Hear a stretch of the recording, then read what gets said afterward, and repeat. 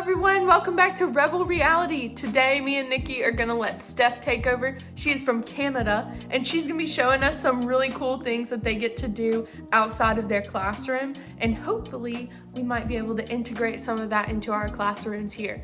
So let's meet Steph. Hi, my name's Steph.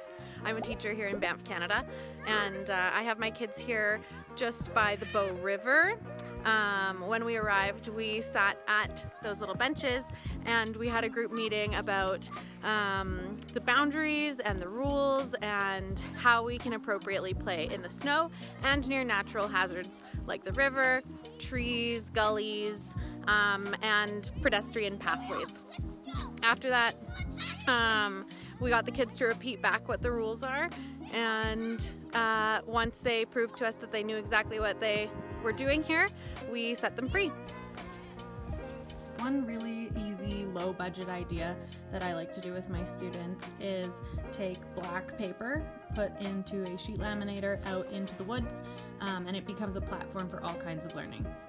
And this is super useful for especially the younger grades in studying color, shape, symmetry, different math concepts, looking closely, and you can even take it back to your classroom and do literacy projects based on what you've done in the woods.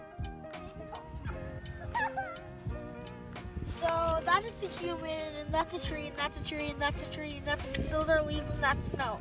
Nice. What are you guys doing? We're cleaning up. How come?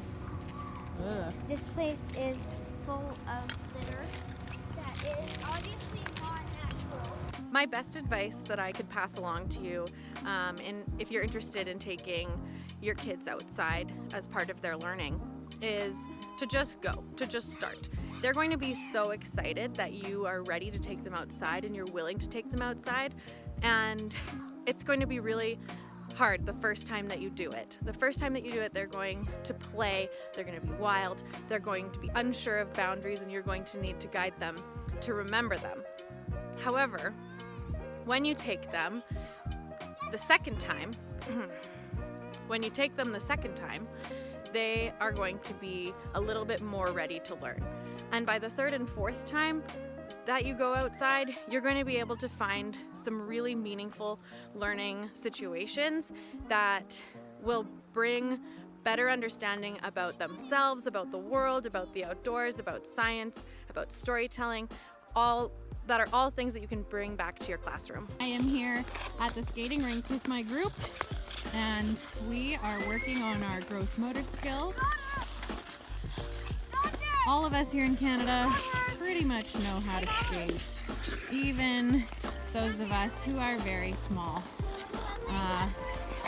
It's a lot of fun growing up in Canada, and outdoor learning takes many, many shapes. Whoops, including horizontal.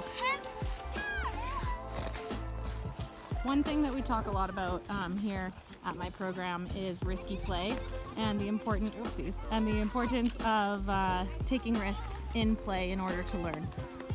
By making their own decisions about what they think is safe and by helping guide them on what is safe, they're going to be better set up to take risks on their own in the future. It also helps them to become more independent and know what is right for them. Risky play doesn't have to look like skating. Risky play can take a lot of forms. You could climb trees, you could balance on balance beams, you could be inside, you could be outside. It just means allowing kids to go just slightly outside of their comfort zone with what activities they're doing, and then push them to consider all of their options and all of the consequences of anything that they could be up to. It can just take the form of a conversation, it can take the form of setting boundaries, but ultimately it's giving them the choice to assess consequences and manage risk. Today we spent the morning making cardboard sleds, which I'm pulling in my wagon, and we are walking across town right now to go try them out. Part of our building process was collaboration. The kids also had to draw up their blueprint for their sled, and make it with labels, make a detailed drawing, and then bring it to us before we gave them their materials. Then they had to work together as a team to build a toboggan, which they're going to use this afternoon on the big hill across town. This project was an awesome way to get kids to work on collaboration, detailed and scientific drawings, as well as labeling and literacy. It takes a little bit of preparation to be ready to go outside with your classroom. We got about a foot of snow last night, so you can't tell that I'm wearing boots. But I have boots, snow pants, a snow coat, and lots of mitts and hats and stuff in my bag for not only myself, but also my students. Also in our backpack, we have the kids' contact sheets, which have all their emergency phone numbers, as well as their parents' information and their addresses, etc., if we were to get into an emergency situation. We also have a first aid kit, we have some extra snacks, and we have some extra clothes if the kids start getting a little bit too wet out in the snow.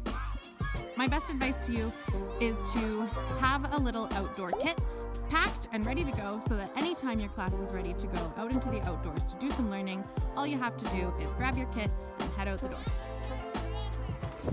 I challenge you to plan something with your class, like building a boat that floats in water. All you need is a bucket. You could also build motorized cars or balloon cars.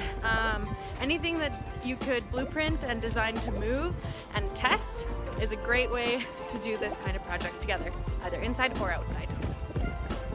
Hello everyone, thank you so much for watching this week's video, and thank you to everyone who decided to enter the giveaway last week. The winner is...